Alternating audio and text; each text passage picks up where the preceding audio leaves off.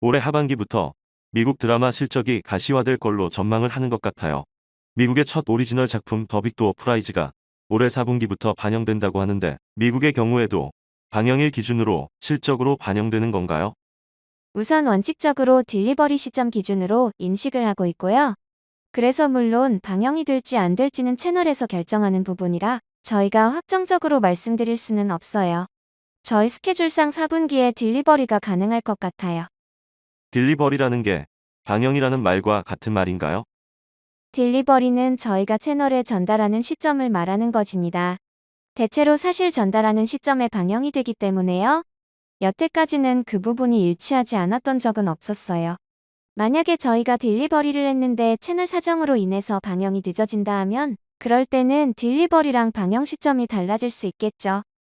한국 같은 경우에는 방영일 기준으로 매출을 잡는다고 그렇게 알고 있어서요. 아니요. 한국도 원칙적으로는 딜리버리 시점이 맞아요. 근데 이제 딜리버리 시점에 방영이 되죠.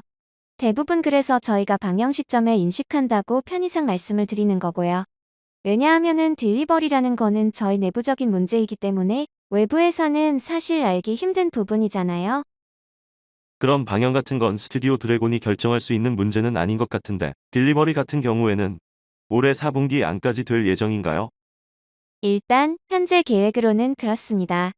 물론 제작상에 문제가 생겼을 때는 차질이 있을 수는 있겠지만 현재 계획상은 그렇다고 말씀드리고 있습니다. 미국의 경우에 회당 제작비가 한국의 5배에서 10배 수준으로 알고 있어요. 실제로 더 빅 도어 프라이즈는 몇 배 정도의 규모였나요? 최소한 10배로 보시는 게 맞으실 것 같고요. 대부분 100억 단위 이렇습니다. 빅도어 프라이즈 같은 경우는 장르 특성상 사실 그렇게 큰 편은 아니에요. 숏폼이라서 30분 단위고 20부작인 점 감안하셔야 될 것 같아요. 저희가 제작비 규모를 따로 공개하고 있지는 않아서요. 그렇게 뉘앙스만 전달드리고 있습니다. 비밀 유지 계약상 말씀드릴 수 없어요. 해외에서 글로벌 OTT랑 두 번째 시리즈 오더 계약을 진행한다고 시장에서 알고 있어요. 현재 얘기 중인 작품들이 있나요? 사실 이야기 중인 작품은 여러 개 있고요. 지금 기사에 나간 거는 설계사들이라는 작품이에요. 지금 채널들 사이에서 수요가 큰 작품이어서 지금 어떤 채널로 방영할지는 이야기를 나누고 있어요. 근데 UCP라고 유니버셜 스튜디오 쪽의 자회사 제작사랑 공동 제작 계약을 맺은 상태입니다. 그 외에 저희 IP 리메이크 건은 미국 OTT 본사랑 이야기되고 있는 부분이 있어요. 두 번째 시리즈 같은 경우에는 딜리버리 시점이 아무래도 내년 정도가 되나요? 두 번째 시리즈는 언제 결정이 날지에 따라서 달라질 것 같아요. 그리고 빅도어 프라이즈가 미국 작품치고는 제작 기간이 짧았던 편이에요. 보통 미국 작품 같은 경우에는 적어도 1년에서 3년 이렇게도 보기 때문에요. 업계 동향을 보면은 K-드라마에 대한 수요가 좀 높아져서 내년까지 제작 라인업 계획 스케줄이 꽉 찼다는 이야기가 있더라고요. 제작 라인업은 사실 저희가 거의 기획 개발 중인 작품이 든 100편에서 150편 정도 될 정도로 항상 준비 중에 있어요. 근데 일단은 제작보다는 채널 캐파가 더 중요한 부분이에요. 그래서 그 부분을 보시는 게 맞을 것 같아요. 채널 캐파라고 하면 어떤 의미일까요? 채널 측에서 해당 반영이 가능할지 그 부분이 이슈가 될 것 같아요. 말씀드리면 지금 저희 TV 슬롯 같은 경우에는 지금 올해 한 19편에서 21편 정도 예상을 하고 있어요.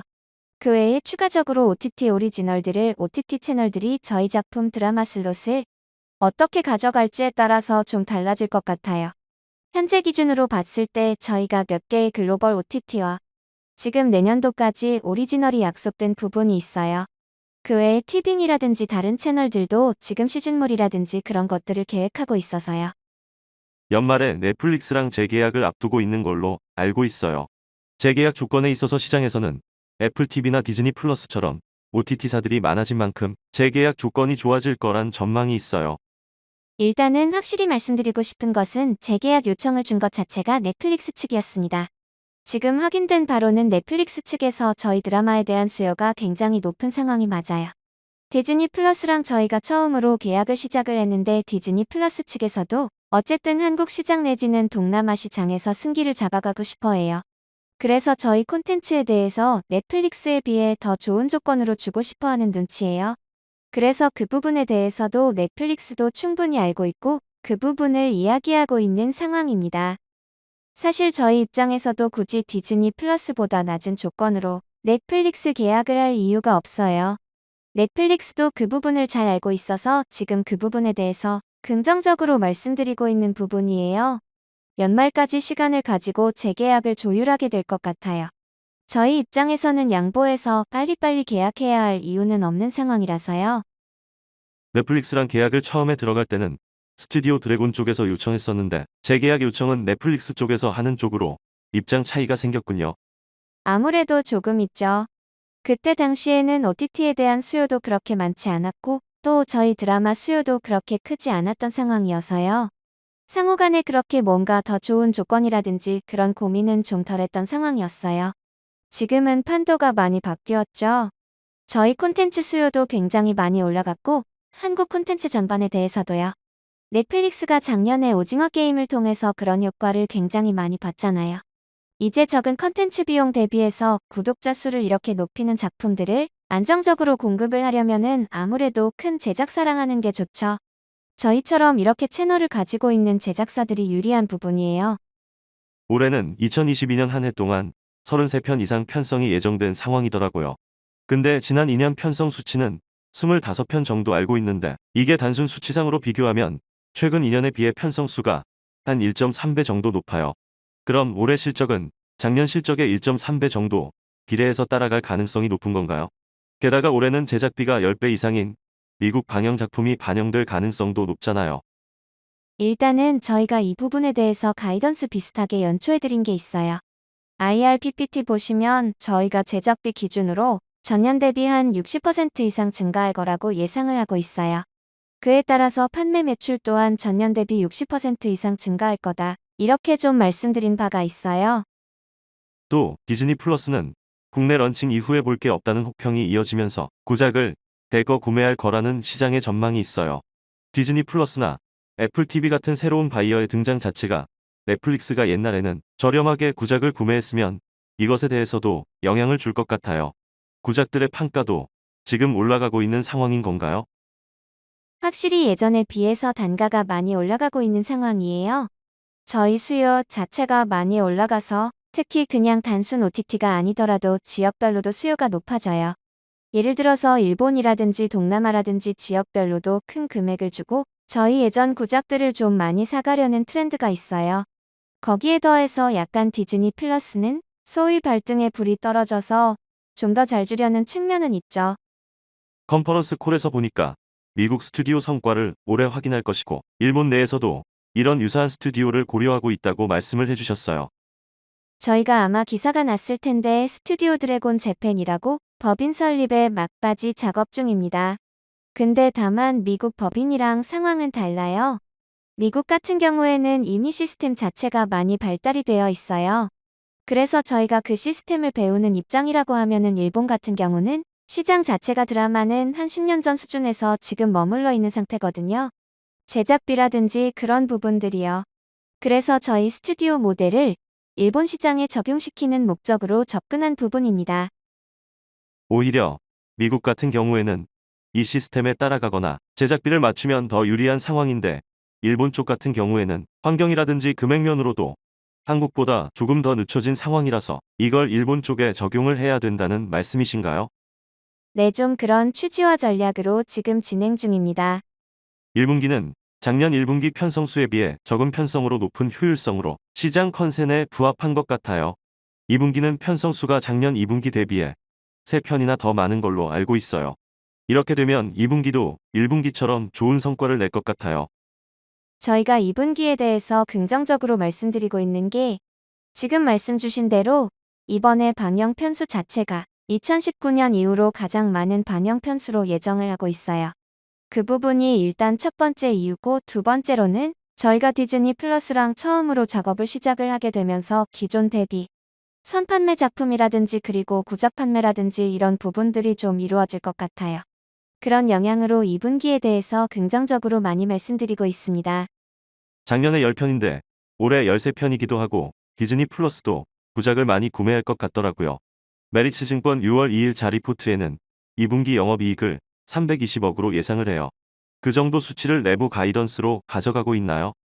그거는 너무 세게 잡으신 것 같아요. 그분이 아웃라인을 많이 잡으신 거고요. 이건 오히려 스튜디오 드래곤 상황이 워낙 좋으니까 시장에서도 컨센 자체를 높이는 것 같더라고요. 네, 맞아요. 넷플릭스 주가 하락으로 드라마 제작사들에 대한 센티가 안 좋아져서 주가가 안 좋은 걸로 알고 있어요.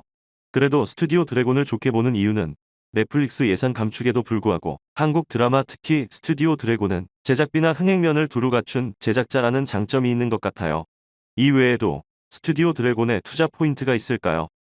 사실은 지금 넷플릭스 관련해서 많이 여쭤보시는 부분이에요. 첫 번째로 저희가 이제 미국 제작비 대비해서 한 10분의 1 수준도 안 되는 상황이에요. 예를 들어서 넷플릭스는 전 세계의 투자 금액 대비해 저희 한국에 대한 투자 금액은 한 5%도 안 되는 상황이에요. 근데 만약에 넷플릭스에서 투자 금액을 줄인다 했을 때 지역별로 나누어서 보면 이게 한국을 줄일 것인가 아니면은 대부분을 차지하고 있는 미국을 줄일 것인가 라고 물어보면 당연히 대부분을 차지하고 있는 지역을 줄이게 되겠죠. 그리고 두 번째로 한국 콘텐츠가 북미 지역이라든지 아니면 유럽 지역이라든지 해당 지역에서는 인지도가 떨어질지 몰라요. 그런데 가입자 수가 성장하고 있는 아시아 지역에서는 K 콘텐츠가 항상 지역별로 탑10 차트 안에 들어갈 정도로 가장 인기를 차지하고 있어요. 저희가 어떻게 보면은 가입자 수 증가에 기여를 하고 있는 부분이에요. 세 번째로 넷플릭스 입장에서는 한국 콘텐츠를 고를 때 그들 입장에서는 오징어 게임 같은 작품 그렇게 골라내는 것도 상당히 의미가 있겠지만 어떻게 보면 굉장히 피로도가 높은 작업일 거 아니에요. 왜냐하면 그들이 레퍼런스가 있는 것도 아니고 정말 그들의 시나리오라든지 그런 베이스부터 접근을 해서 그런 셀렉을 해야 하는 상황인 거죠. 그것보다는 안정적으로 연간에 히트작을 낼 수 있는 제작사와 장기 계약을 맺는 게 훨씬 유리하기 때문에 사실 저희랑 계약을 맺는 거고요. 그 외에는 넷플릭스가 아니더라도 다른 OTT에서도 이런 상황을 많이 인지를 하고 있어요. 또 OTT가 아니더라도 전 세계 글로벌 시장, 다양한 채널에서도 저희 콘텐츠 수요가 굉장히 높은 상황이라서 이런 부분들이 가장 큰 장점이 될 것 같습니다. 조금 더 크게 봤던 건 미국 시장이에요. 이게 더 잘 진행이 될 것 같나요? 제작비가 5배에서 10배 수준이라고 하면은 아무래도 영업이익률에도 훨씬 더 많은 기여를 할 것 같아서요. 우선은 사실 저희한테도 처음 하는 영역이라 상봉에 대해서는 아직 말씀드리기는 어려운 단계일 것 같아요. 근데 다만 저희가 리스크를 줄이고 좀 히트레이션을 높이면서 갈 수 있게 택한 방법이 있어요. 첫 번째는 저희가 완전히 혼자 제작을 하는 게 아니라 스카이댄스라든지 유니버셜 스튜디오라든지 유수의 제작자들과 협업을 해서 진행하고요. 예를 들어서 설계자들 같은 IP는 지금 작가가 수유라는 작가예요. 그 작가님이 이번에 파친코를 제작하신 분이시거든요. 그래서 아까 말씀드렸던 저희가 채널을 셀렉을 하고 있다라는 말이 각 채널들에서 이 작가님에 대한 수요가 굉장히 높아서요. 다들 하고 싶어 하는 지금 분위기거든요. 이런 식으로 같이 제작을 해나가면서 히트레이션을 높이려고 했어요. 두 번째로는 저희가 애플 OTT 오리지널로 지금 제작을 하려고 하는데요. 오리지널로 제작을 하면 아무래도 채널에서의 기본 마진은 보장을 해주고 시작을 하기 때문에 마진이 저희 한국 내의 작품처럼 폭발적으로 좋지는 못할 수 있지만 어쨌든 캡이 있는 거니까 그래도 적자가 아닌 기본 마진이 보장된 상태에서 시작을 하는 거라고 봐주시면 될 것 같아요. 그런 성공은 일단 더빅도 프라이즈 첫 방영이 잘 되면 아무래도 더 유리한 측면이 있겠네요. 그렇죠. 미국 시장에서 레퍼런스가 쌓이는 거니까요. 스튜디오 드래곤은 IP가 많아서 NFT 쪽에도 관심을 가질 것 같아서요. 이쪽에 대해서 준비하고 있는 게 있을까요? 작년에 저희가 빈센조나 마인이랑 호텔 델루나 IP를 가지고 NFT 판매를 한 바가 있고요. 근데 다만 배우분들이라든지 그런 분들이랑 협의가 필요한 부분들이 많아서 아직은 실험적인 단계라고 봐주시면 될 것 같아요.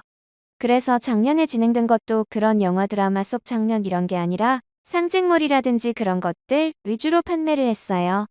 그 외에는 소속사들이라든지 아니면 작가님들이라든지 이해관계자들과의 협의가 필요한 부분이라고 알고 있습니다. 그럼 그런 형식이 잡히면 본격적으로 스튜디오 드래곤도 NFT 쪽의 사업을 더 크게 할 확률이 높은 건가요? 우선은 저희가 NFT도 그렇고 메타버스도 그렇고 여러 가지 적극적으로 고려는 하고 있습니다. 중요하게 드릴 말씀이 있습니다. 무슨 일이시죠? 내용이 도움이 되셨다면 구독과 좋아요 부탁드립니다.